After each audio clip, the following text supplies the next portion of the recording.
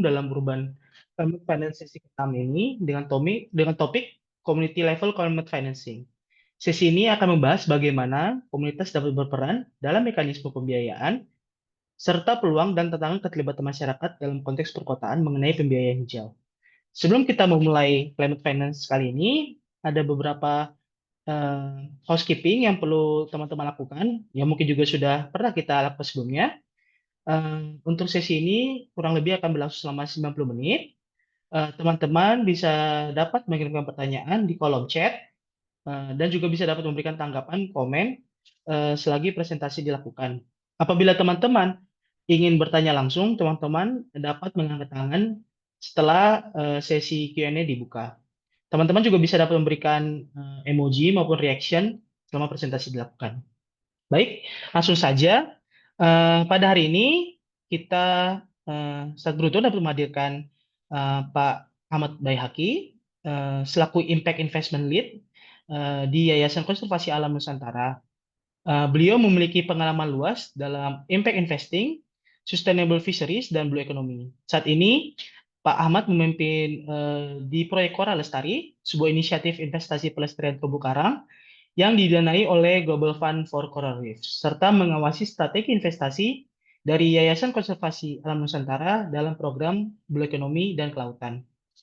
Selain itu, Pak Ahmad Baihaqi juga pernah menjabat sebagai Director Sustainable Sea Cash Program di Konservasi Indonesia serta Senior Ocean Specialist di World Bank, di mana ia terlibat dalam program yang berfokus pada sektor perikanan yang berkelanjutan. Dalam sesi ini, Pak Ahmad Bayhaqi akan membagi wawasan mengenai mekanisme kredit karbon dan pemberdayaan komunitas, serta prinsip co-benefit dalam instrumen pembiayaan hijau. Dan juga akan memberikan bagaimana peluang dan tantangan keterlibatan masyarakat dalam pembiayaan hijau, khususnya dalam konteks perkotaan. Untuk waktunya, tanpa berlama-lama lagi, kami persilakan untuk Pak Ahmad Bayhaqi dapat memberikan presentasinya. Terima kasih. Terima kasih. Oke, saya mau share screen dulu. Ya,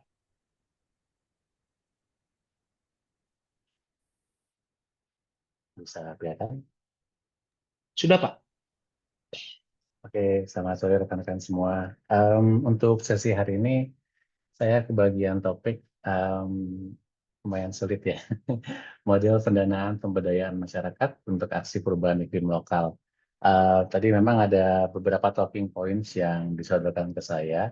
Cuma untuk blue carbon dan carbon credit saya tidak akan bicarakan hari ini karena satu mekanismenya masih agak riweh di negeri kita dan saya juga uh, belum banyak masuk ke sana walaupun salah satu komponen proyek saya mengerjakan itu ya blue carbon. Tapi kita akan membahas hari ini saya akan berusaha mudah-mudahan tidak terlalu rumit bagaimana kita bisa memahami dari yang basic dulu ya dari kegiatan masyarakat apa dampak perubahan iklim dan bagaimana mekanisme keuangan yang berkelanjutan untuk ketahanan masyarakat ini.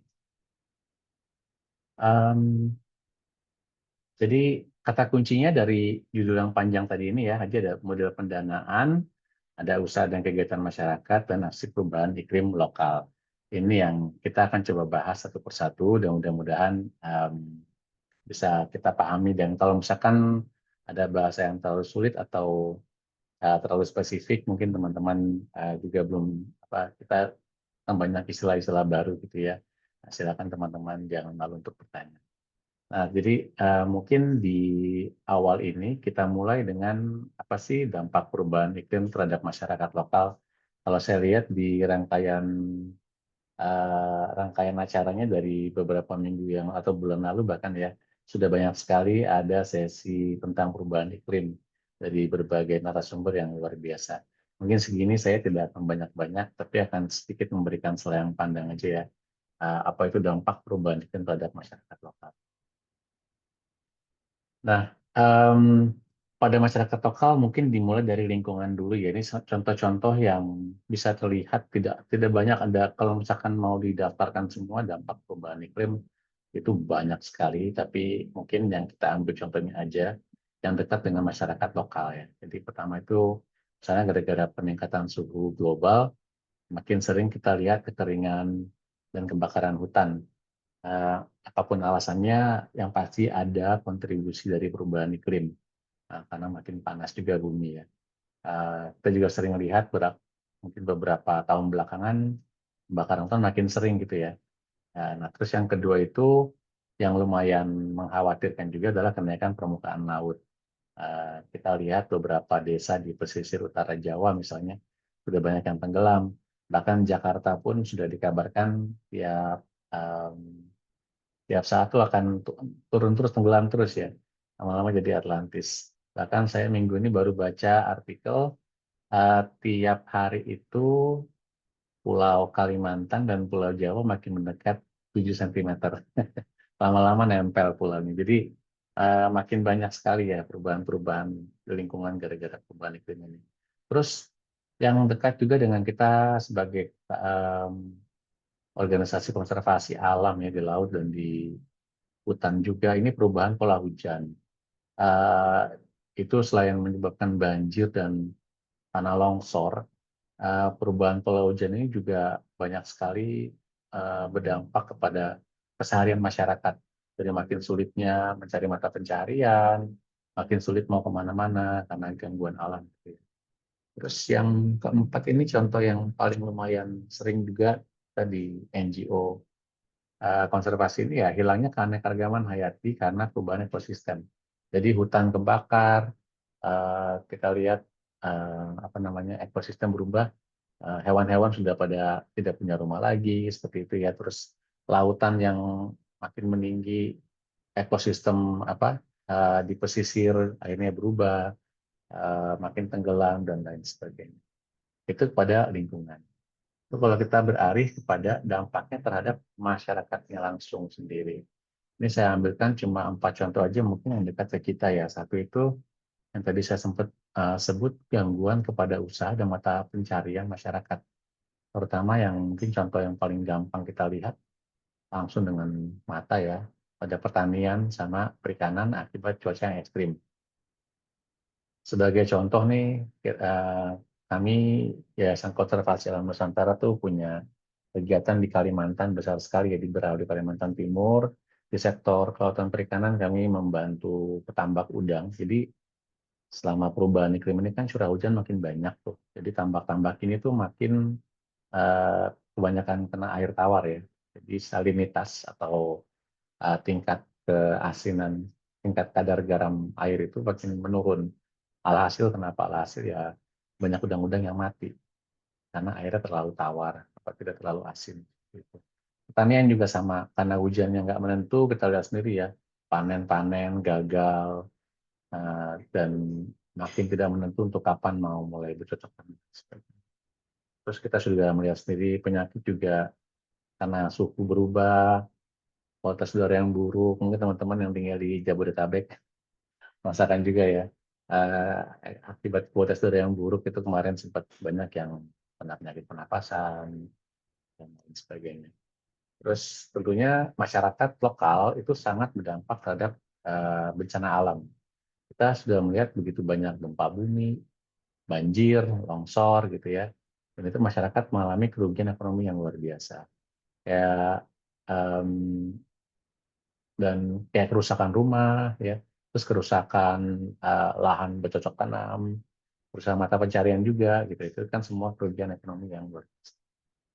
Lalu yang juga membuat kadang-kadang sangat pilu ya melihat di TV gitu ya. Masyarakat pesisir terus pindah rumah karena rumahnya tenggelam. Jadi ada perubahan iklim juga menyebabkan masyarakat harus berpindah atau melakukan migrasi karena udah nggak bisa dihuni lagi tempat tinggal mereka. Ada yang rumahnya dekat hutan udah kebakar, ada yang rumahnya di pesisir harus pindah karena tenggelam, ada yang kena longsor rumahnya, jadi harus pindah dan mencari tempat yang baru. Ini adalah contoh-contoh sederhana dari perubahan iklim, dan masih banyak lagi sekali contoh-contoh kalau mungkin teman-teman Google, cuma disiapin aja kalau Google-nya Google Image nanti kelihatannya juga banyak foto-foto yang aneh. Nah ini tadi sempat saya bahas, jadi contoh kasus ini yang kita dampingi di Kalimantan Timur. Jadi Kalimantan Timur itu kalau teman-teman mungkin pernah dengar, provinsi ini dulunya dicadangkan sebagai provinsi produsen udang windu terbesar di Indonesia. Jadi udang windu itu atau bahasa Inggrisnya Asian Tiger Shrimp ya, itu gede-gede. Yang pokoknya ukurannya luar biasa besar sekali gitu ya. Sampai 20 cm, 30 cm gitu. Uh, dan ini salah satu yang tambak uh, tradisional, jadi nggak pakai pestisida, nggak pakai pupuk, nggak pakai pakan. Dan sangat tradisional, cuma disebar bibit, didiamin aja, dipanen gitu ya. Tapi ya tadi seperti saya bilang, karena curah hujan makin banyak di Kalimantan Timur, jadi produksi juga sering banyak yang mati, banyak penyakit, gagal panen ya, terus ya berkurang aja semua pendapatan juga, jauh-jauh menurun. Kayak misalkan dulu, tapi ini salah satu faktornya aja ya, dengan bertambahnya ini ada banyak faktor tentunya. Yang tadinya satu satu tambak bisa 2 ton, sekarang paling cuma 2 kilo kadang-kadang. Itu pun kalau beruntung ya. Kadang-kadang gagal sama sekali. Itu parahnya. Ini juga ada beberapa contoh tadi sempat saya bahas. Jadi gara-gara perubahan iklim, gagal panen yang baru-baru banget ya, akhir tahun lalu tuh coklat langka satu dunia. Coklat mahal sekali. Mungkin kalau kayak sampai teman saya yang investor di Harvest ya, atau kayak gitu, sampai udah nggak tahu lagi ngambil coklat dari mana karena mahal sekali dan sudah tidak ada. Mahal pun sebenarnya tidak masalah, tidak ada supply yang sama sekali. Gitu. Sama dengan kopi sempat melambung tinggi gila-gilaan. Dan ini yang di tengah-tengah adalah Gunung Kilimanjaro. Kalau teman-teman mungkin pernah tahu di Afrika ya, mimpi saya naik ke sana, mimpinya belum kesampaian, esnya udah hilang. Jadi juga mempengaruhi dunia pariwisata. Karena banyak tempat-tempat kunjungan pariwisata yang sudah hancur atau hilang karena perubahan iklim. Jadi memang ini intinya adalah sangat mempengaruhi pendapatan dan mata pencaharian masyarakat lokal karena perubahan iklim. Um, Nah, untuk melihat, tadi kan kita sudah melihat dampak perubahan iklim kepada lingkungan dan masyarakat lokal. Sekarang kita bagian kedua mau sulayang pandang aksi masyarakat lokal terkait perubahan iklim ini. Jadi kalau aksi perubahan iklim itu teman-teman, kita biasa dibagi dua nih. Ada satu namanya mitigasi, satu lagi namanya adaptasi. Mitigasi itu artinya kan mencegah supaya jangan gitu ya. Di mitigasi ini fokus utamanya tuh bagaimana kita mengurangi penyebab perubahan iklim. Jadi biang keroknya kan, yang dijadikan biang kerok adalah gas rumah kaca ya, GRK. Jadi bagaimana kita dalam mitigasi ini mengurangi atau mencegah emisi gas rumah kaca. Kalau adaptasi, adaptasi berarti kita menyesuaikan diri terhadap dampak yang sudah ada. Ya sudah terjadi, mau apa lagi? Mau kita harus menyesuaikan diri supaya bisa hidup terus dengan sebisanya hidup. Jadi dua kategori ini teman-teman. Nah, kita bisa melihat ini beberapa contoh simpel tentang aksi masyarakat dalam mitigasi. Jadi mengurangi karbon, bagaimana caranya gitu kan ya. Menanam mangrove, contohnya, atau menanam pohon, ya, menanam bambu dan pokoknya menanam tumbuhan. Tapi kenapa saya kasih contoh menanam mangrove? Jadi menurut penelitian mangrove ini kemampuan menyerap karbonnya itu 5 kali lipat daripada pohon biasa. Jadi memang kita di Yekan dan banyak program konservasi lainnya memang sangat menjagokan mangrove dengan karena sequestration atau penyerapan karbon yang tinggi sekali. Terus ya jangan nebang hutan, karena hutan itu paru-paru menyerap karbon. Di masyarakat lokal jangan menebang hutan. Kalau misalkan butuh sesuatu dari hutan, butuh penghidupan, diusahakan masyarakat kita berdayakan supaya jangan menebang hutan. Terus apalagi yang bisa masyarakat lakukan? Menggunakan angkutan umum gitu ya. Jadi kenapa saya nggak masukin kendaraan listrik? Gitu.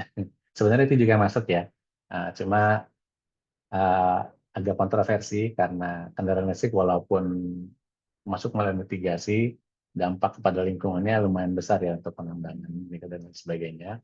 Daripada saya pusing-pusing karena ada yang protes, tapi saya lebih menyarankan menggunakan angkutan umum karena dengan angkutan umum itu kita satu angkutan bisa rame-rame bisa banyak dan mengurangi penggunaan kendaraan yang berlebihan dari kendaraan pribadi.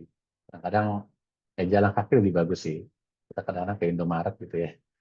Indomaret cuma jalan kaki 5 menit pakai motor gitu kan, padahal deket banget.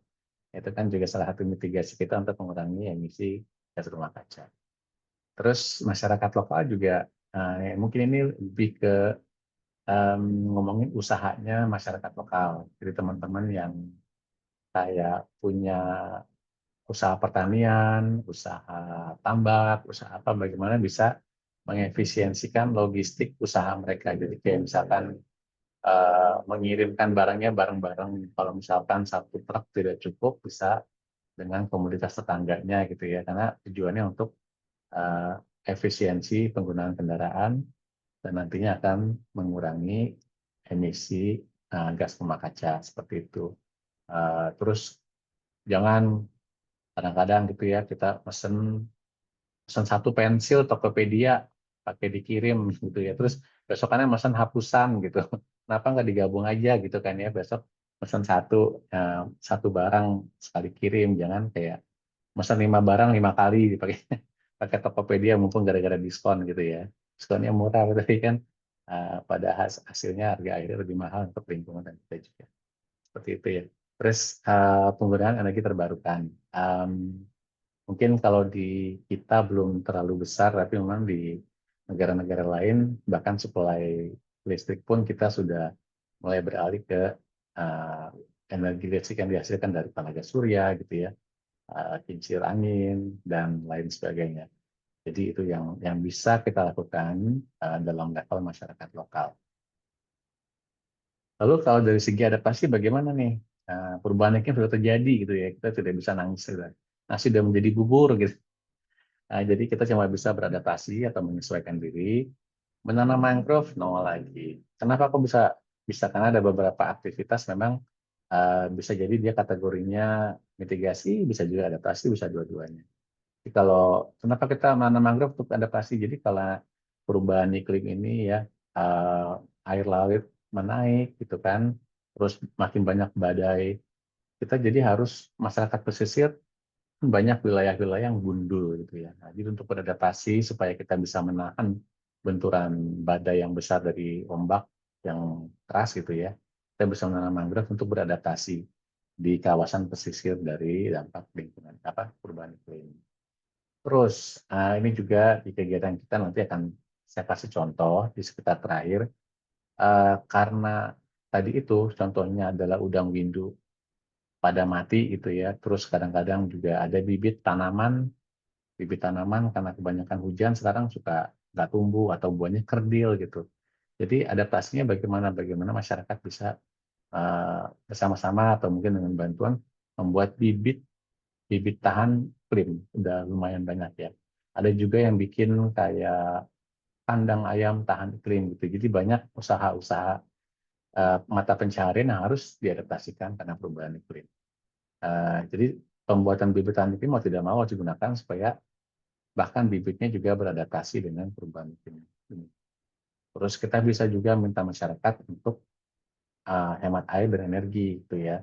Itu yang kadang-kadang kita lupa canangkan, hemat air karena makin sulit gitu ya. Kalau saya bekerja di Nusa Tenggara Timur yang sering tuh kalau kemarau kepanjangan pasti nggak ada air ya, di Pulau Rote apalagi di pulau-pulau terpencil yang nggak ada air tawar gitu ya. Jadi kita bisa bilang untuk bagaimana menghemat air, dan bukan di pulau itu aja menghemat, seluruh dunia itu menghemat masyarakat, karena kalau cadangan air habis semua juga tidak akan bisa punya akses ke air. Sama dengan energi, um, dan bukan cuma di satu tempat aja, semua tempat harus menghemat energi supaya bisa merata dan disimpan, karena energi juga nanti efeknya pada mitigasi juga. Semakin kita mengurangi energi, semakin kita mengurangi emisi gas rumah kaca. Nah, terus adaptasi juga nih gara-gara hujan jarang gitu ya, gara-gara kemarau panjang, kita juga ada beberapa kegiatan yang kita bantu masyarakat bagaimana mereka bisa menyimpan air hujan. Pertama ini saya kan dari uh, apa ya divisi kelautan kalau di Yekan itu Oceans, kita memang ada coastal resilience atau ketahanan masyarakat pesisir, kita bantu dengan penyimpanan air hujan juga. Salah satu adaptasi perubahan iklim. Jadi bagaimana mereka rumahnya, atapnya dengan talang-talang air yang bisa penyimpanan, bagaimana memprosesnya dan lain sebagainya. Terus kalau di segi konstruksi rumah, ini terutama di luar negeri sudah banyak yang pipa-pipa di rumahnya itu bikin dua pipa, satu untuk eh, air sumber dari hujan gitu ya, satu lagi dari pump atau lain sebagainya. Jadi kalau misalkan untuk beberapa fungsi seperti mencuci baju ya ke mesin cuci, ke toilet flushing itu pakai air hujan, terus air lainnya menggunakan air pump atau air tanah. Jadi ada penggunaan air hujan untuk membantu menghemat air. Lalu kita adaptasi ini namanya kegiatan pendapatan alternatif. Jadi kita tahu dengan perubahan iklim mencari duit kan makin susah gitu ya. Dan kita juga memang ada tujuan lain supaya masyarakat juga mengurangi tekanan terhadap sumber daya alam. Jadi misalnya seperti ini, nelayan kecil pesisir gitu ya, nelayan kecil small scale fishers itu sekarang makin sulit karena perubahan iklim, makin jauh mereka harus cari ikan ya. Eh, Bensin makin mahal, ikan makin jauh. Jadi kalau mereka terus-terusan mencari ikan, selain tekor, emisi gas rumah kaca juga makin banyak. Jadi yang kita coba ajarkan bagaimana mereka bisa mencari pendapatan lain untuk membantu kehidupan sehari-hari. Jadi kita ajarkan misalnya cara berkebun, atau bahkan ada yang lumayan jauh gitu. Misalkan ada juga, ini bukan program saya, tapi ada beberapa program kayak mengajarkan mereka bagaimana membuka salon gitu ya, sebagai alternatif income, karena makin sulitnya pendapatan. Jadi itu salah satu beberapa kegiatan kemasyarakatan, contohnya yang bisa kita kerjakan dalam beradaptasi dengan perubahan iklim.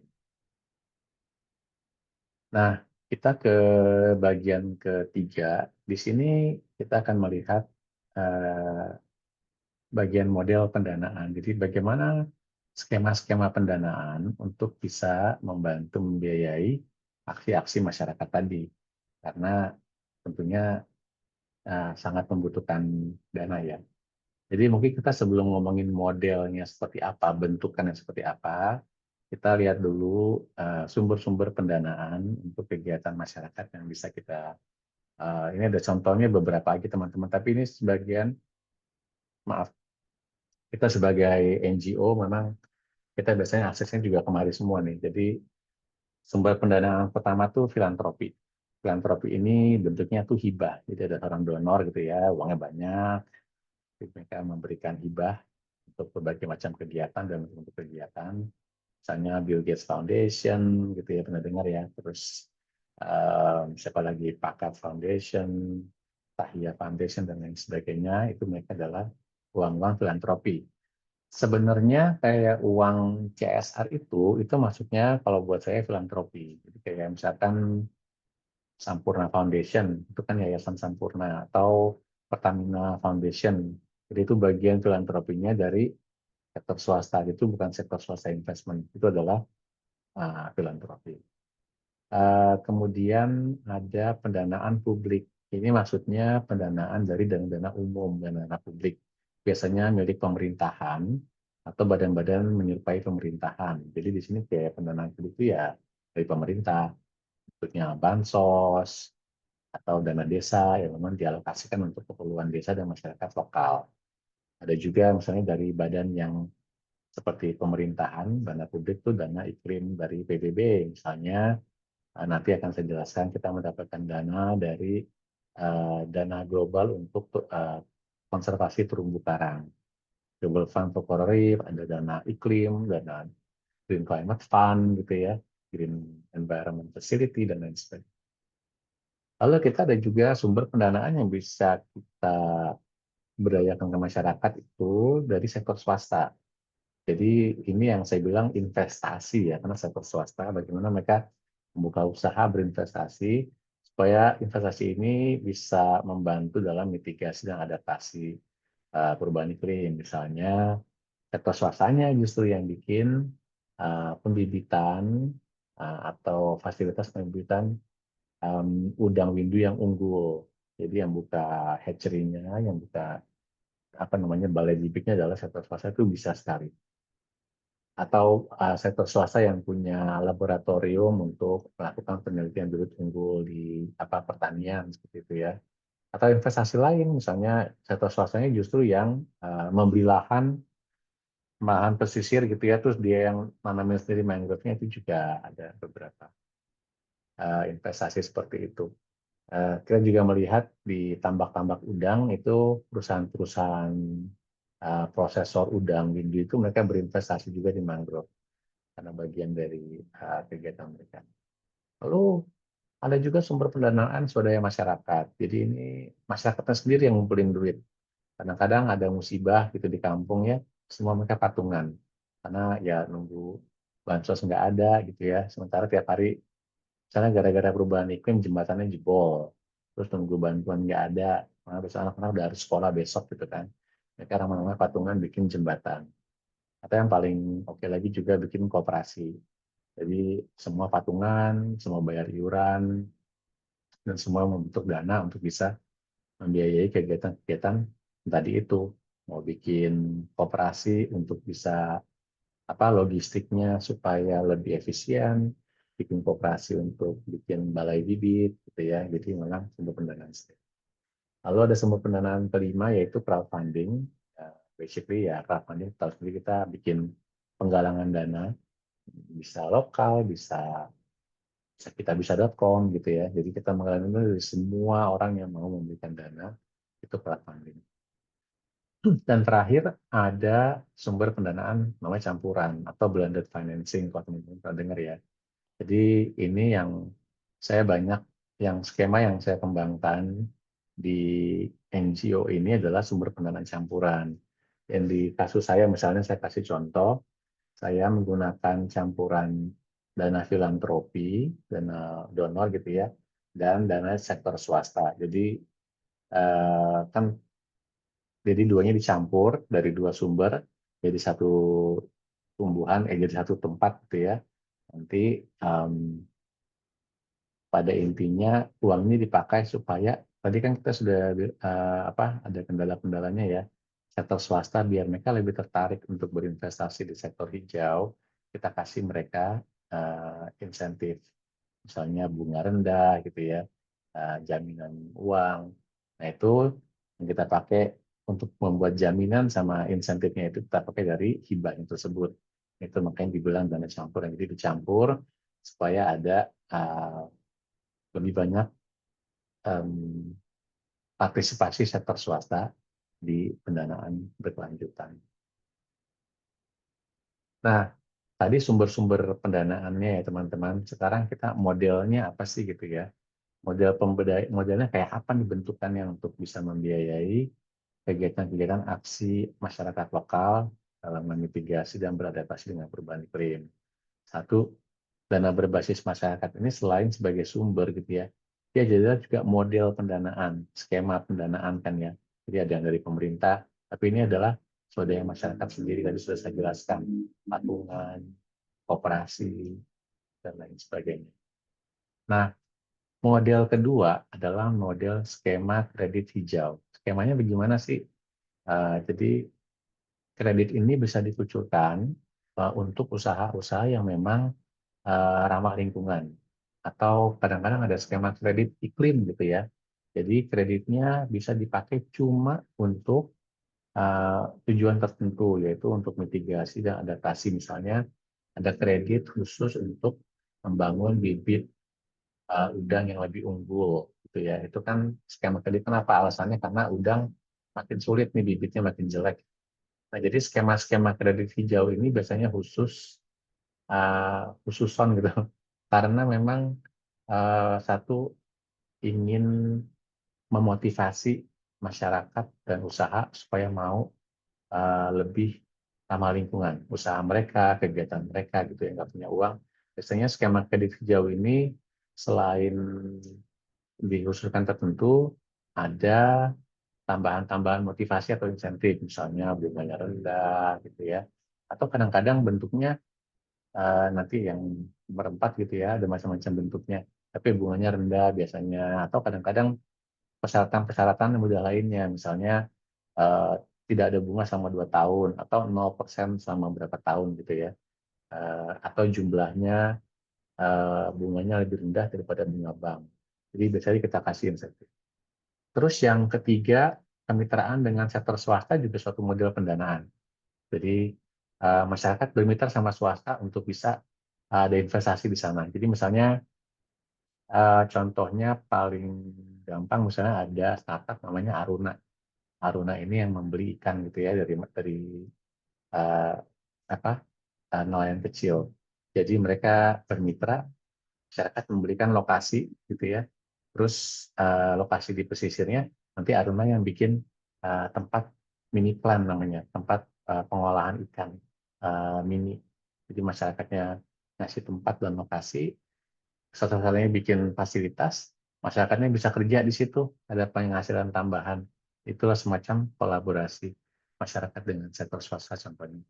Atau kalau misalkan sektor swasta mau buka pembibitan gitu ya, atau lahan baru yang ramah iklim, masyarakat juga bisa bekerja sama dengan swasta itu, misalkan sebagai suppliernya atau dan lain sebagainya, gitu, sebagai pekerjanya juga bisa. Yang keempat ini modelnya investasi berbasis hasil. Atau kalau pernah dengar result-based payment. Jadi baru dibayar kalau hasilnya ada tuh ya. Biasanya ini ada skema-skema untuk masyarakat.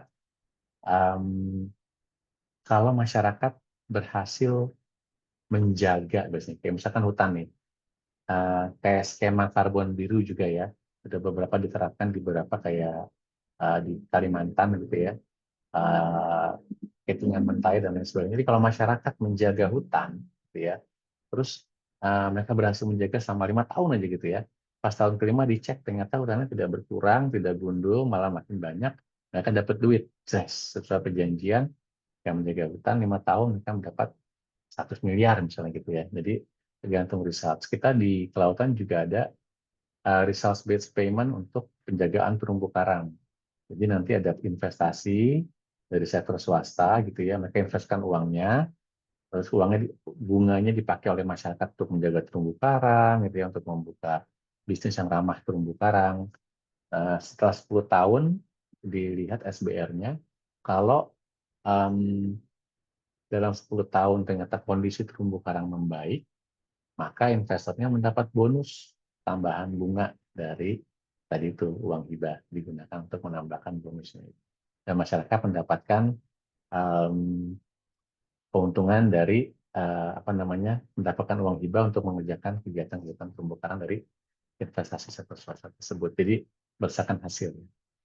Nah ini juga tadi crowdfunding dan filantropi juga masuk ke dalam sumber, tapi dia juga merupakan model atau bentukan bagaimana cara membiayai pendanaan kegiatan masyarakat untuk uh, mitigasi dan adaptasi iklim.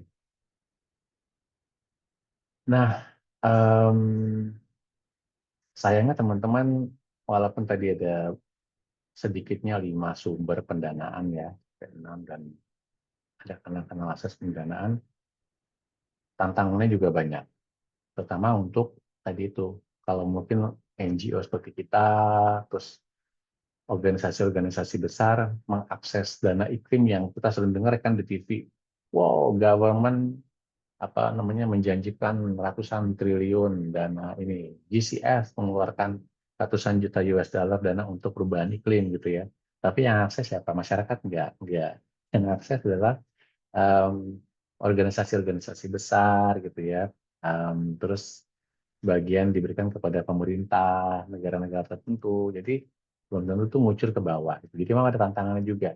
Nah, ini ada beberapa sedikit saja yang kalau bisa kalau mau ngebahas bisa 2 hari mungkin. Jadi tapi dari pengalaman kami bekerja dengan masyarakat, tantangan utama pendanaan untuk aksi masyarakat lokal ya, aksi iklim masyarakat itu satu terbatasnya akses ke sumber pendanaan. Seperti yang tadi saya bilang, kadang-kadang uangnya ada, tapi itu di atas di awang-awang. Masyarakat lokal di bawah belum tentu punya akses ke sana. Karena mereka tidak tahu lainnya kemana gitu ya. Kadang-kadang juga nggak tahu ada sumber pendanaan tersebut. Gua dari tadi yang 6 itu teman-teman udah tahu belum ada bahwa ada pendanaan seperti itu gitu kan ya. Jadi itu terbatasnya akses, belum adanya akses. Kalaupun sudah tahu, nggak tahu siapa yang bisa mendampingi untuk mengakses si ratusan juta tersebut. Nah, kedua, kadang-kadang ada lagi masalahnya kapasitas masyarakat itu sendiri. eh, kadang-kadang dapat uang CSR gitu ya, dikasih 2 miliar dari Pertamina. Terus nggak punya kapasitas untuk mengelola. Dapat 2 miliar mau gue apain gitu kan ya. Dia bingung. Nggak ada bendaharanya, nggak ada yang bisa bikin laporan keuangan gitu ya. Yaudah, asal nanam aja gitu kan. Sumber pendanaan tidak bisa seperti itu kan ya. Jadi mesti ada accountability-nya. Dikasih uang 2 miliar, habisnya 5 miliar beli pupuk gitu kan. Ngapain aja gitu misalkan. Jadi kurang kapasitas dalam pembuatan program. Kadang-kadang nanam mangrove, udah dapat duit, udah tahu mau ngapain menanam mangrove, tapi nggak paham soal penanaman mangrove. Akhirnya udah nangkep, nggak ada yang tumbuh, ya kan? Jadi kayak gitu, banyak sekali kapasitas yang juga kurang dalam pengelolaan dana. Terus ada juga ketergantungan pada dana pemerintah atau donor. Kadang-kadang nungguin bansos gitu ya.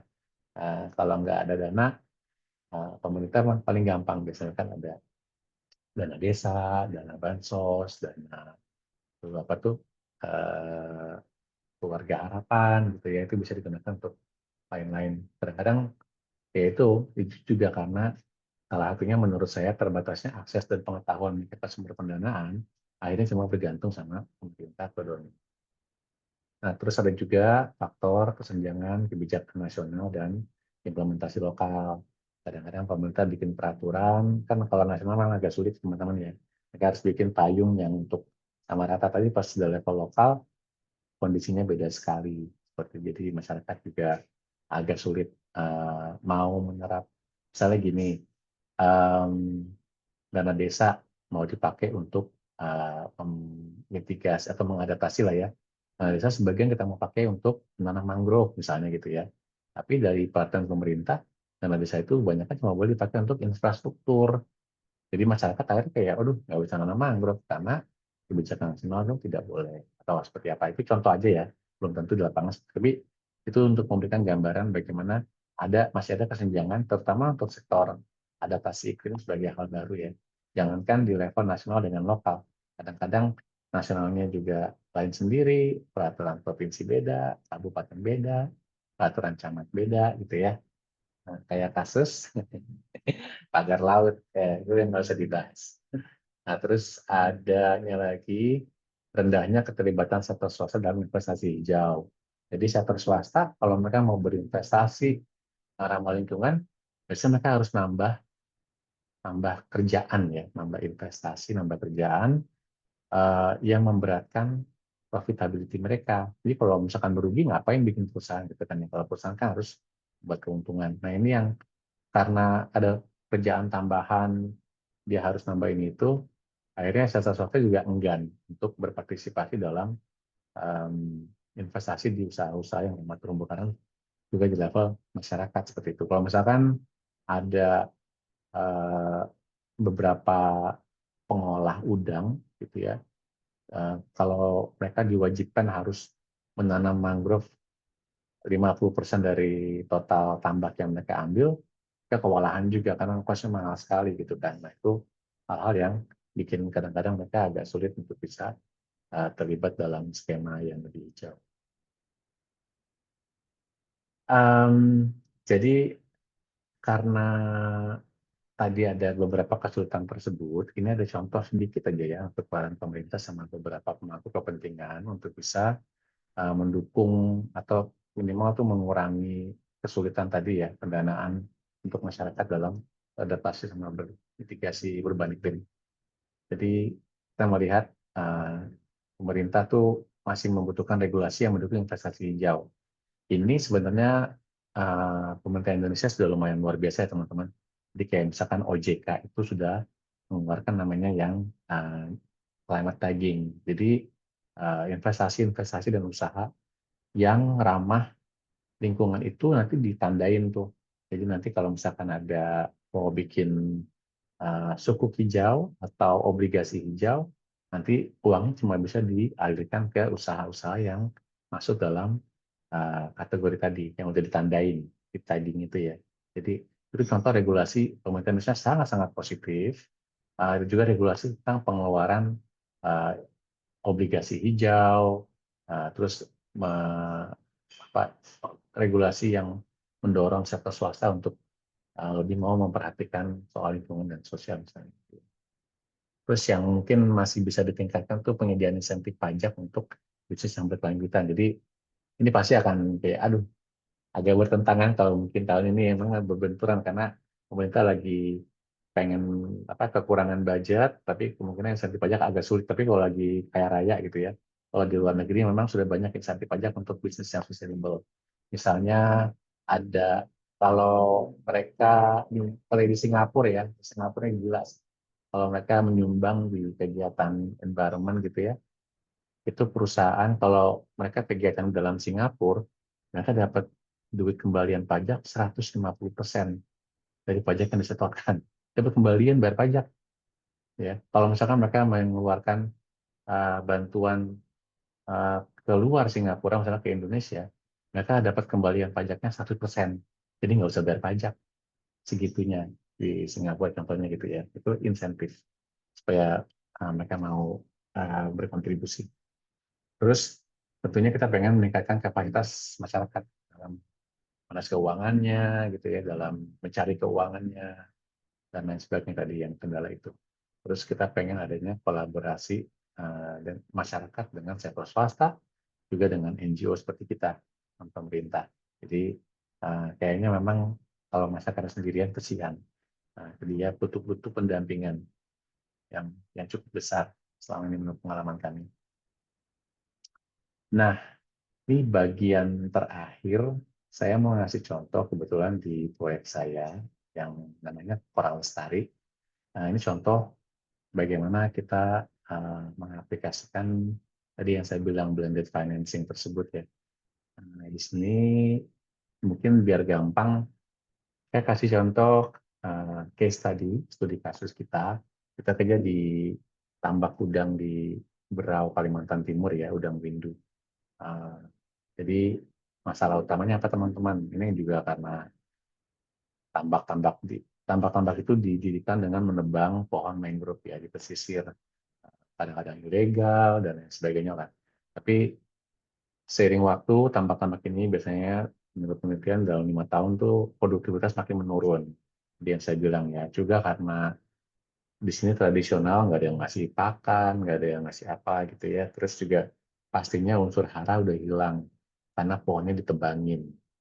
Jadi banyak faktor sekali gitu ya. Jadi kita melihat ini kesempatan. Jadi konsepnya ini baru kita terapkan sekitar 2 tahun terakhir, 3 tahun terakhir lah. Dengan beberapa petambak, ada sekitar 23 pemilik tambak, luasan sekitar 1 hektar. Konsepnya adalah kita 80% tambak yang kurang produktif ini kita konstruksi ulang. 80%-nya kita kembalikan menjadi lahan mangrove. 20% sisanya kita coba tingkatkan lagi produktivitasnya dengan memperbaiki kualitas bibit, memperbaiki kualitas air gitu ya, supaya um, balik ke sana gitu.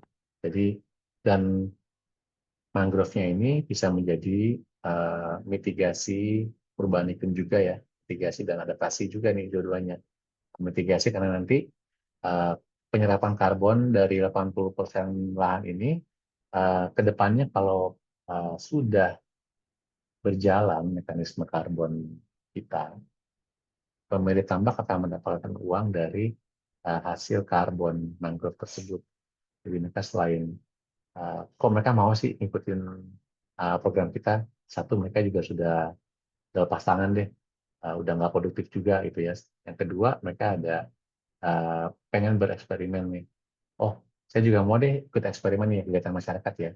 Kayak misalnya kita coba metode mungkin akan meningkatkan aktivitas mereka karena unsur haranya balik nih ke tanah tersebut, mangrove-nya balik. Terus mangrove-nya juga nanti beberapa tahun ke depan mereka bisa mendapatkan uang dari carbon credit tersebut. Itu premis yang kita tawarkan. Nah, untuk itu salah satu contoh aja. Jadi saya dan teman-teman kita mendapatkan uang dari Global Fund for Coral Reef ya. Kita bikin fasilitas pendanaan untuk kegiatan usaha kemasyarakatan. Konsepnya ya kan dapat duit dari JFCR, nanti kita kumpulkan dari sektor swasta, dari semuanya. Nah, uang itu kita kasih ke pengelola keuangan atau fund manager karena dia kan tidak punya kapasitas itu sebagai NGO. Jadi si fund manager ini dia yang akan menginvestasikan uang kita itu, kita memulai dari 2 juta US, kita mulai tahun depan lagi dibangun ininya fund manajemennya. Ya, jadi uang investment ini sebenarnya eh, karena uangnya uang hibah, kita tidak tujukan untuk um, investasi komersil. Ini kita skemakan menjadi recoverable grant atau grant dana bergulir bahasa Indonesianya gitu ya. Dana bergulir ini digunakan oleh masyarakat, nanti dikembalikan, nanti dipakai lagi untuk usaha-usaha masyarakat yang lain. Kita kasih dari fund manajernya akan memberikan dua bentuk instrumen keuangan. Satu tuh concessional financing, bahasa gampangnya pinjaman lunak. Nah, pinjaman lunak ini akan kita investasikan ke usaha-usaha, ini bisnis ya, bisnis komersil yang ingin berusaha di usaha-usaha yang ramah lingkungan dan ramah terumbu karang. Kita kasih pinjaman lunak. Misalnya ada dua macam. Satu, konsesional pinjaman lunak, kita nggak kasih bunga selama beberapa tahun. Yang kedua, results based payment. Jadi kalau misalkan di 2 tahun masa pinjaman, setelah akhir masa pinjaman jatuh tempo, kondisi terumbu karang dan lingkungan membaik, mereka tidak harus mengembalikan uang seperti itu.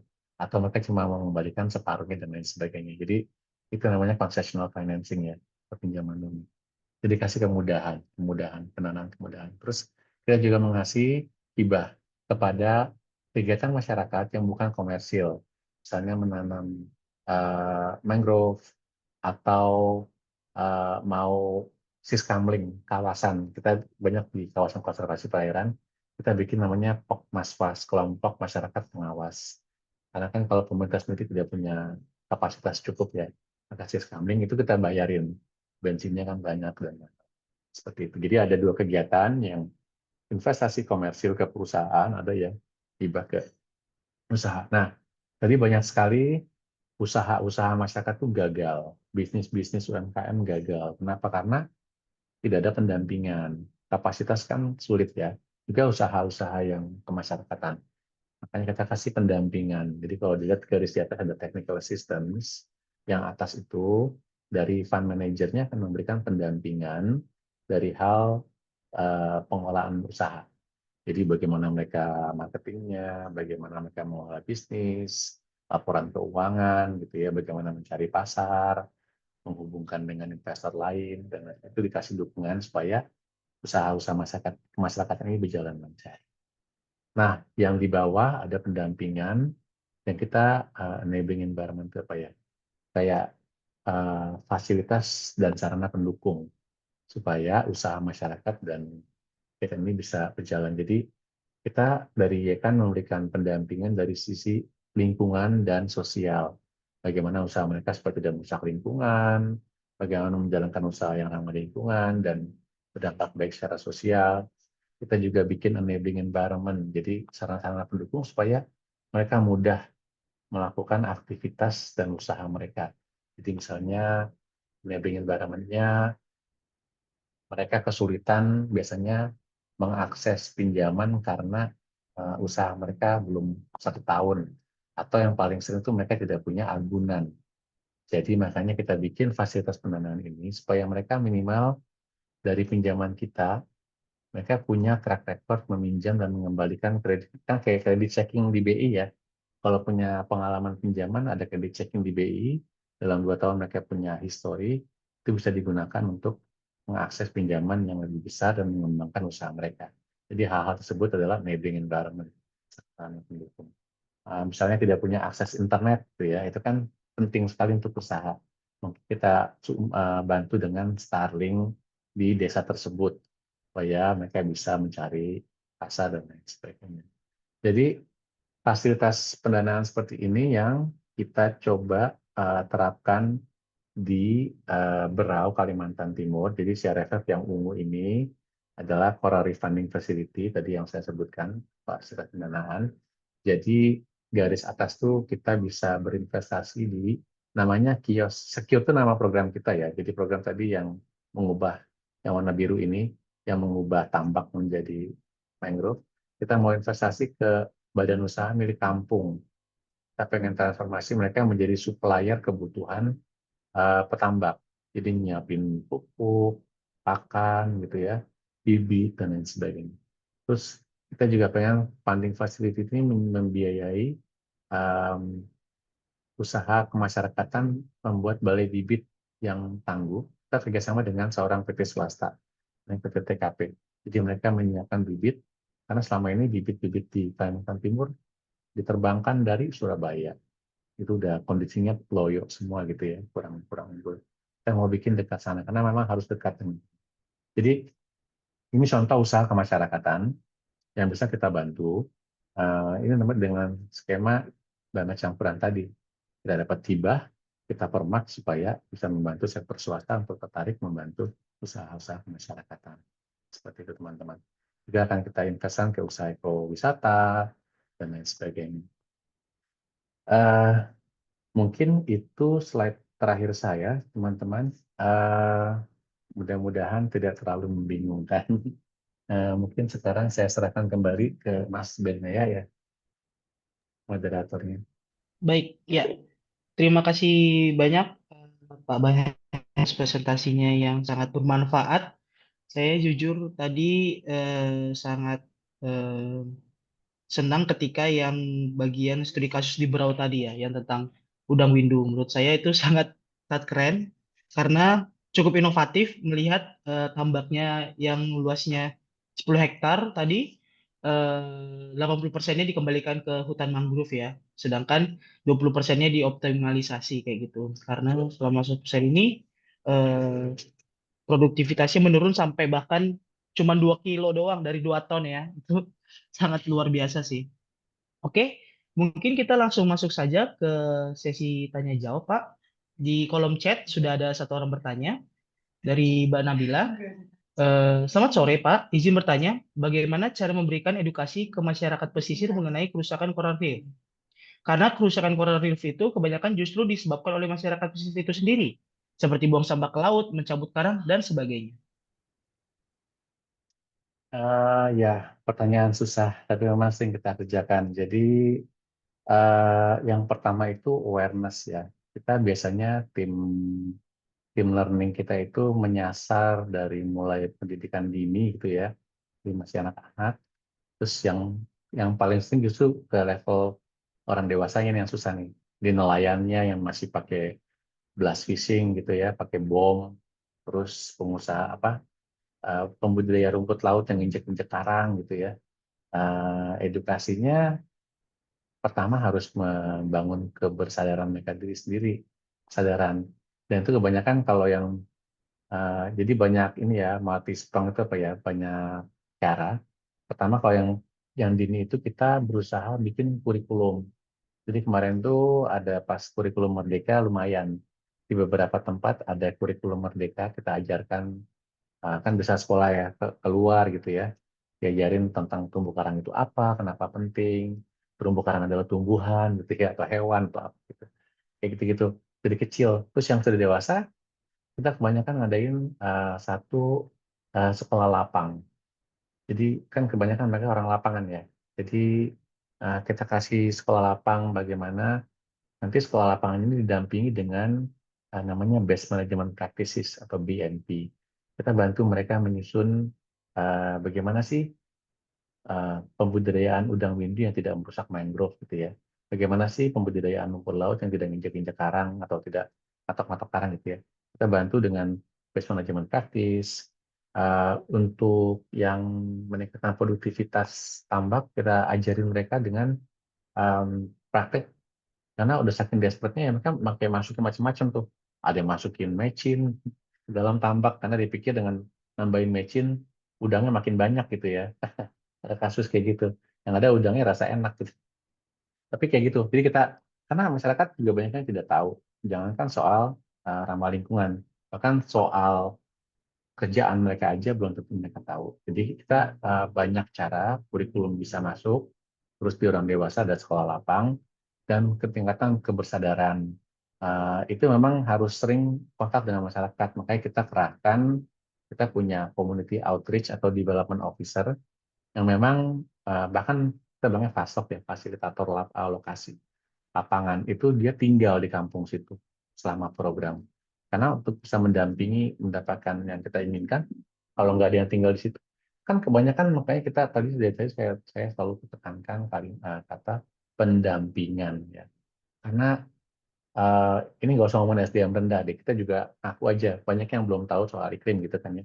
Karena memang kalau nggak didampingi tiap hari gitu ya, mereka punya pertanyaan, mereka belajar juga.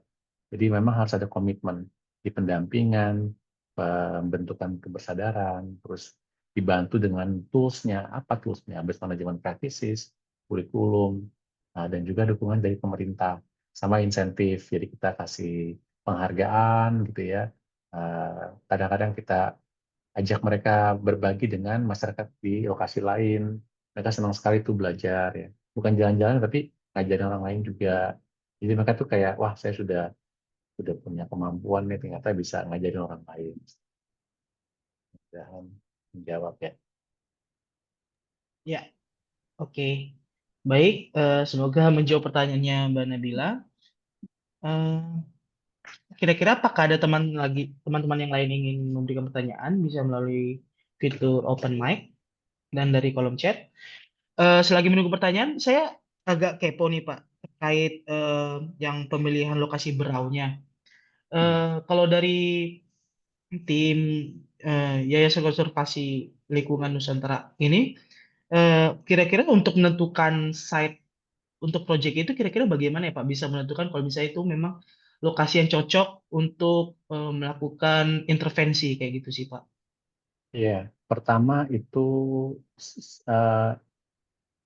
di luar dari requirements lain, by default itu biasanya kita melihat keanekaragaman hayati yang di sana, di mana harus dilindungi gitu ya. Misalnya paling banyak hutannya, banyak hewan-hewan di dalamnya gitu ya, atau tempat-tempat yang kritis.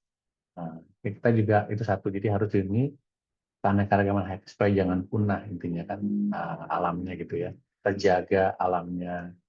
Nah, jadi itu satu. Kedua, kadang-kadang kita juga ada tambahan. Yang kedua itu biasanya kemiskinan. Jadi kalau teman-teman bertanya-tanya, oh banyak banget sih program, kebanyakan di Papua gitu ya, di Kupang, di Ambon gitu. Karena yang masih butuh banyak bantuan itu adalah saudara-saudara kita yang di timur, ketimbang yang di barat mungkin sudah banyak yang dianggap itu ya lebih makmur lah gitu kalau lihat statistik. Terus saya di kelautan, jadi kalau teman-teman lihat angka kemiskinan di Indonesia, dari semua orang paling miskin, yang paling miskin adalah masyarakat pesisir. Jadi itu makanya kita banyak sekali kegiatan di masyarakat pesisir seperti itu. Terus saya dapat funding dari dana dunia untuk terumbu karang. Jadi mereka mewajibkan wilayah-wilayah Indonesia yang ekosistem terumbu karangnya sangat penting. Entah dia terancam, entah dia harus dijaga gitu ya, atau yang sering dibom-bomin sama nelayan gitu kan. Jadi ada mandatnya tersendiri. Jadi kalau misalkan dana iklim, pokoknya ada kegiatan adaptasi sama apa gitu ya. Dana mangrove, berarti kita harus mencari lokasi yang mangrove-nya, entah itu banyak harus dijaga atau kritis karena mau rusak. Jadi itu salah satu pertimbangan bagaimana kita memilih tempat. Jadi by default, biodiversity, karena keragaman hayati ya, sama ekonomi masyarakat. Ya, oke. Oke, berarti by default dan dari by default ya biodiversity dan dari ekonomi masyarakatnya ya Pak. Oke, selanjutnya ada pertanyaan dari Ivana Destila. Halo Pak, saya mau tanya bagaimana caranya menentukan skema pendanaan yang tepat untuk suatu komunitas. Sulit. Tapi yang pasti kita tidak pernah pakai satu skema ya, memang harus campur-campur semua. Jadi kayak hmm, yang paling susah tuh kayak koperasi lah gitu ya. Koperasi itu kan kayaknya digembar-gemborkan sekali. Cuma di beberapa di beberapa komunitas koperasi itu agak sulit. Kan koperasi kayak harus bayar iuran rutin gitu ya. Cari uang aja susah gitu kadang kalau di pesisir kan. Jadi rutinitas itu agak sulit. Terus disiplin untuk membayar iuran dan sebagainya itu agak sulit. Jadi kita lihat faktornya kira-kira em, kalau memang masyarakat, kalau misalkan gini deh yang paling gampang misalnya nih ada sebuah perumahan elit gitu ya di selatan Jakarta. Terus gampang tuh patungan semua gitu ya. Tanggul jebol, kita patungan deh beresin. Orangnya kaya-kaya semua. Jadi sumbernya kita lihat dari kemampuan masyarakat itu sendiri. Jadi kira-kira peluangnya apa. Eh, Terus kedua, em, kalau untuk level masyarakat, yang paling sering itu memang bantuan dari NGO. Tapi maksudnya dalam artian bantuan filantropi sih, dan NGO seperti kita. Cuma memang sayangnya tidak semua. Jadi kayak kita NGO konservasi gitu ya, kadang-kadang masyarakat tertentu di Pulau Jawa mungkin tidak mendapatkan kesempatan karena Pulau Jawa dianggap sudah mapan gitu ya. Jadi eh, pendanaan filantropi agak sulit. Jadi kalau misalkan seperti itu, ya berarti kita either kita mencari NGO untuk membantu atau kita mencari sumber-sumber yang lain. Jadi memang tidak bisa mencari yang tepat. Tapi yang pasti untuk mencari yang tepat kita harus melihat kapasitas masyarakat sama lingkungannya seperti itu. Tapi pada umumnya sih ada. Kalau ini saya juga sama-sama belajar ya. Ada satu mitra NGO di Jogja. Mereka spesialisasinya tuh melihat pendanaan dari pemerintah lokal. Karena kalau teman-teman melihat ke kabupaten gitu ya, atau provinsi, banyak dana-dana pemerintah yang memang sebenarnya harus dipakai dan dicaplok, tapi nggak ada yang akses. Karena tadi itu nggak ada yang tahu, nggak ada yang tahu caranya gitu ya. Nggak ada yang tahu dapat mau ngapain, dan segala macam sampai prosedur. Jadi mencari yang tepat, satu, lihat kapasitas kemampuan komunitas, habis itu lihat lingkungan sekitar, dan lihat pemangku kepentingan. Kalau misalkan eh, kayak di Papua misalnya gitu ya, kan orang-orang Papua ada dana otsus juga, dana khusus untuk Papua saja. Itu bisa sumber pendanaan dari situ. Tapi kalau provinsi-provinsi seperti biasa, kayak di Kupang, udah nggak ada sumber pendanaan selain dana desa gitu ya, filantropi berharap dari donor.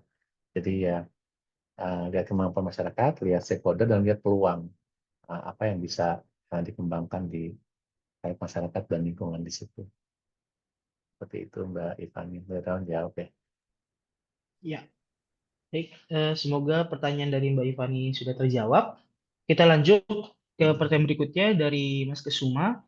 Berdasarkan pengalaman Bapak, bagaimana memastikan sustainability dari proyek? Masuk misalnya dana dari donor, by the project, saja dalam kurun waktu tertentu. Apakah ada framework atau rekomendasi tertentu untuk memastikan proyek tersebut terus dilanjutkan dipelihara oleh masyarakat? Karena pada dasarnya kita tidak bisa bergantung pada donor. Betul sekali. Nah, ini yang juga saya mau kembangkan. Jadi, pertama, tanya kan banyak nih ya. Jadi, bagaimana memastikan sustainability-nya, impact-nya gitu ya. Pertama, kita define impact. Biasanya orang program itu akan bahasanya theory of change, ya kan ya. Apa yang mau kita rubah dari situasi yang ada.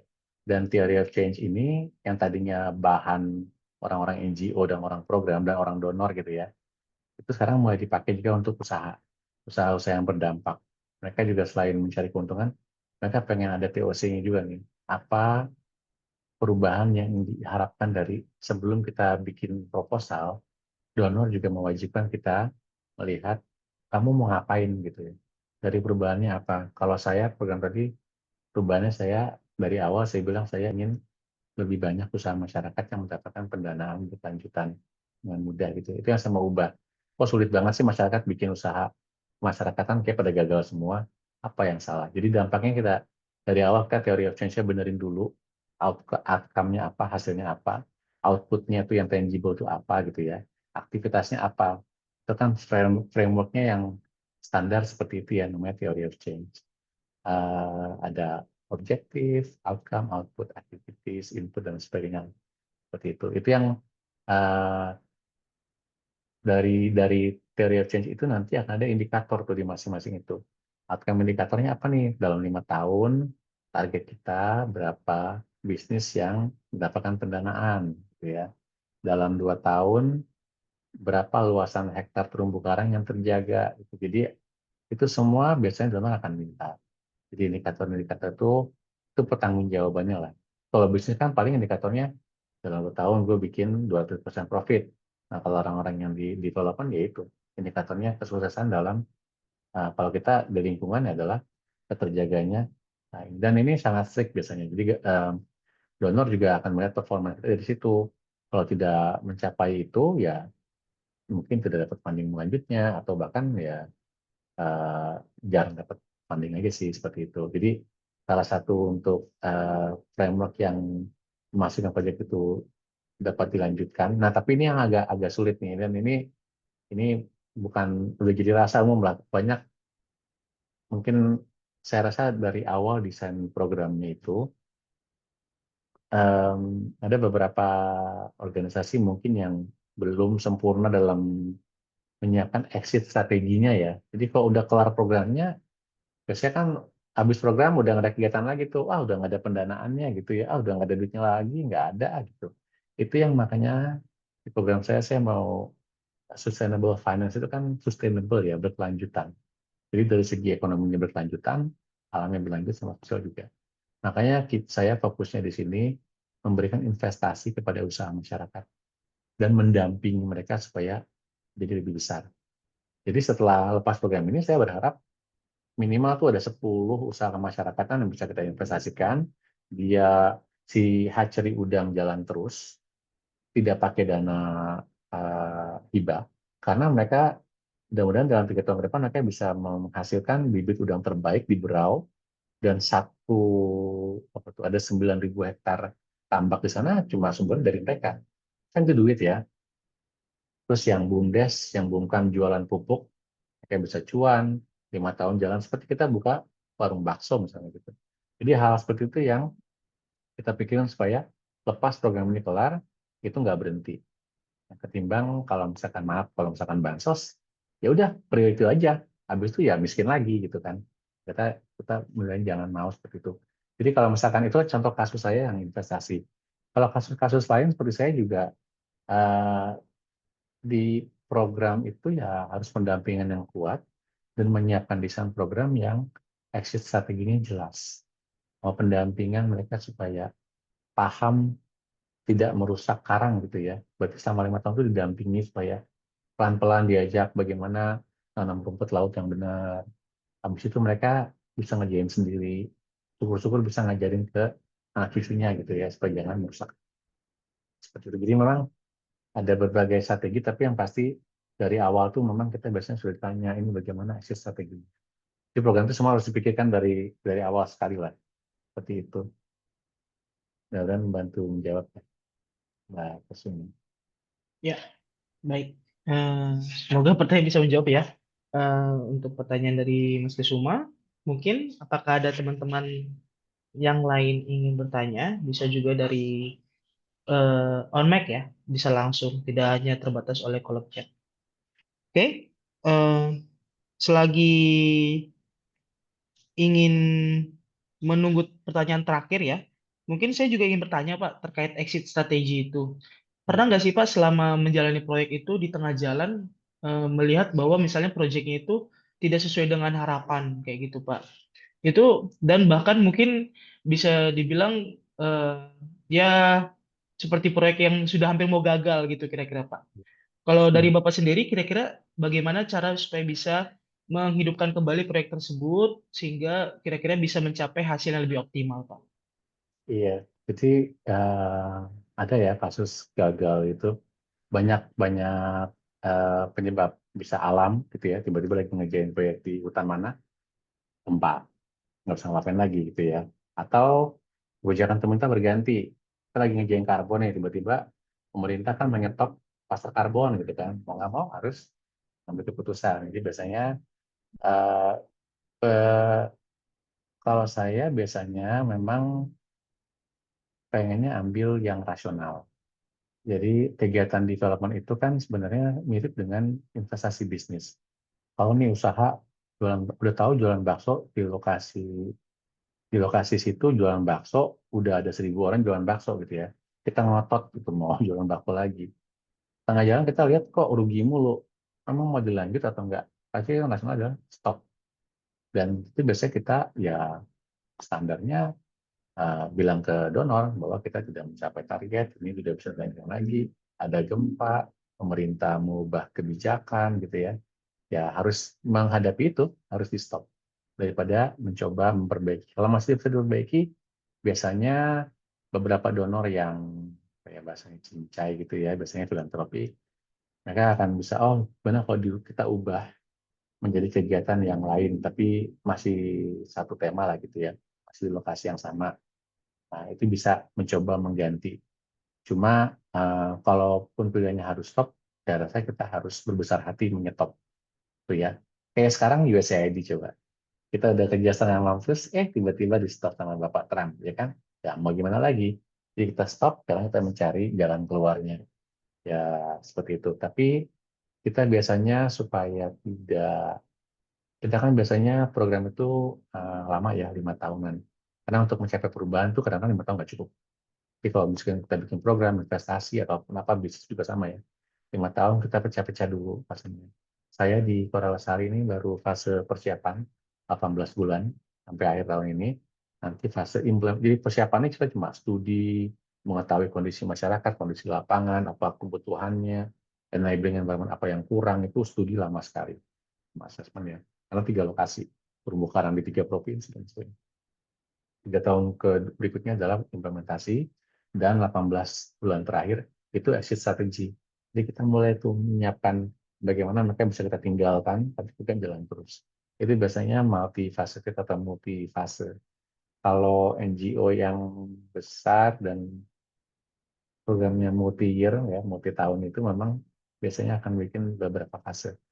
Jadi pas kayak amit-amit nih 18 bulan akhir tahun kita lihat kayak oh ternyata di pulau ini kita nggak bisa lanjut, ya saya coret gitu ya. Atau di Berau kayak aduh udah setengah mampus ngebalikin 80%, ternyata kok produktivitas nggak meningkat, ya udah kita coret, kita ganti programnya. Jadi dari fase-fase ini kita itu memitigasi lah biar jangan kebablasan. Oke, baik. Berarti kuncinya dievaluasi per fase tadi ya, Pak ya. Betul. Oke, mungkin untuk pertanyaan terakhir dari Joel Dixon Tejujuwono, izin bertanya Pak, mungkin saya kelewatan tadi. Selain di Berau, Yayasan Konservasi Alam Nusantara juga melakukan program di daerah mana saja ya? Kira-kira apa suka dukanya? Kemudian, apakah ada rencana ke depannya establish program di daerah lain? Terakhir, apa harapan pribadi Bapak untuk climate finance di Indonesia ke depan? Uh, Sejujurnya saya baru gabung ya kan 4 bulan. Tapi kita ada 2 kayak divisi besar ya, satu terestrial yang di land base, saya di ocean. Untuk lokasi kita di Sumatera ada, di Kalimantan lokasi terbesar kita, di Jawa kita sama sekali nggak ada program, setahu saya. Di Ambon kita ada, kita sangat besar di Papua. Kepala Burung Papua itu ya kan waktu masih bernama The Nature Conservancy ya, TNC. Kita salah satu yang mengusulkan dulu pendirian dana abadi untuk kepala burung Papua, sampai sekarang masih ada. Jadi dana abadi puluhan juta itu diinvestasikan di Singapura, bunganya kita pakai untuk konservasi. Kita paling besar di Papua. Kalimantan ini, sama di NTT, jadi di Laut Sawu. Laut Sawu ini, kalau teman-teman tahu tuh ada Sumba, itu ya, Rote, Sabu, Kupang itu kawasan konservasi perairan terbesar di Indonesia. Itu jalurnya ikan paus dan ikan-ikan besar lainnya lah ya. Itu kan pertemuan Samudra Hindia sama Samudra Pasifik, akhirnya tengah-tengah tuh masuk ke sana. Nah, itu lokasi-lokasi utama kita. Apakah ada program apa suka dukanya? Suka dukanya ya kadang fundingnya ada, kadang fundingnya enggak gitu ya. Dan dari NGO kan pendanaan juga berganti-ganti ya. Dulu mangrove sempat seksi terus hilang bertahun-tahun. Sekarang dari climate change pendanaan lagi banyak gitu ya. Terus kalau dukanya kadang-kadang zaman sekarang sih NGO tuh terutama untuk kan ya, kita memang membantu pemerintah jadi berdampingan. Eh, Ya kadang kebijakan suka berubah gitu ya. Eh, Karbon masih lama, kita sedang kadang di negara lain tuh kan suka ngiri ya, oh kok di sana udah ada carbon mechanism atau apa gitu ya. Terus dari segi sukanya ya, sukanya sih kalau saya travel ke tempat-tempat yang cakep banget ya. Kayak seumur-umur nggak pernah ke Rote gitu kan, kayak pas ngeliat, wah, terus kayak ke Ambon, ke Papua, ke ujung Maratua yang, wah itu yang paling sukanya sih. Sama kalau suka tuh melihat, ya kita kerja di NGO, saya kan dulu di corporate 15 tahun lebih ya. kayak ada fulfillment aja tambahan sih. Kita kayak melihat, dulu saya apalagi 20 tahun di negara maju tinggalnya ya, jadi isunya juga beda. Isunya kayak freedom of speech gitu ya.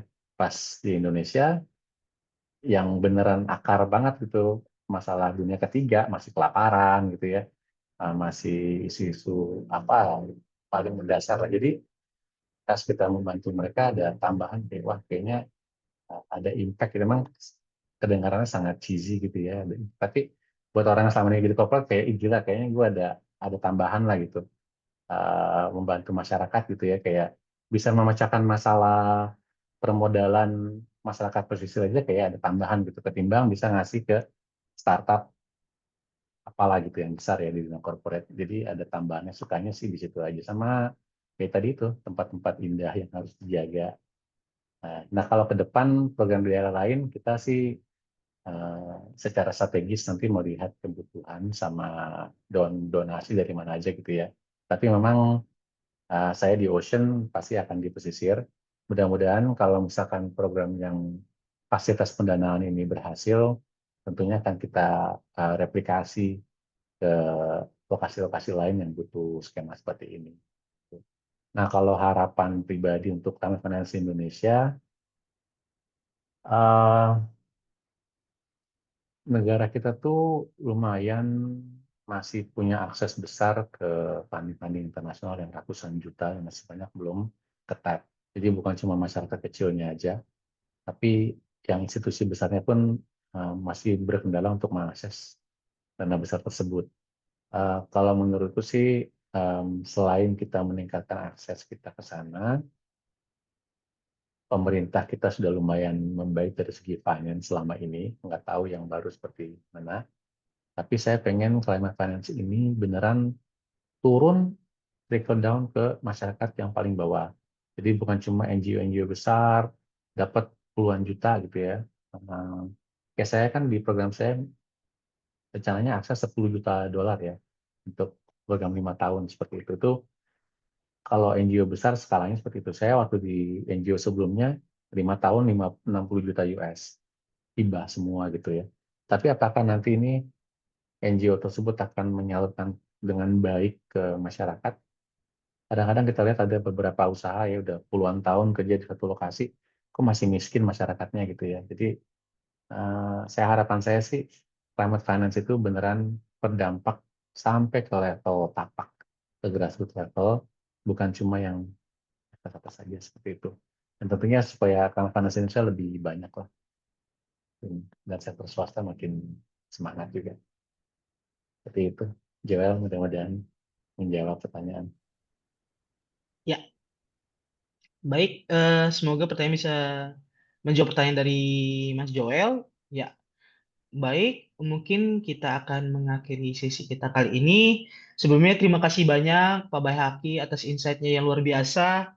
Saya sendiri banyak mendapat pelajaran, khususnya di bidang community level climate financing. Yang bisa saya dapat adalah kunci utamanya adalah pendampingan, di mana di community level seringkali perlu banyak resource yang digunakan untuk bisa disesuaikan dengan keinginan yang diharapkan kayak gitu. Jadi kita tidak bisa hanya melepas sendiri dan perlu bertahun-tahun untuk melakukannya seperti itu. Dan semoga ke depannya climate financing di Indonesia tidak hanya dapat diakses oleh NGO besar, tetapi juga bisa berdampak sampai ke tapak tadi ya, seperti perkataan dari Pak Bahari. Baik, mungkin untuk sesi ke-6 dari climate financing sudah selesai pada hari ini. Terima kasih banyak rekan-rekan semua dan teman-teman semuanya yang tetap setia untuk mengikuti acara climate financing kali ini. Kami tunggu di sesi berikutnya. Selamat malam dan terima kasih.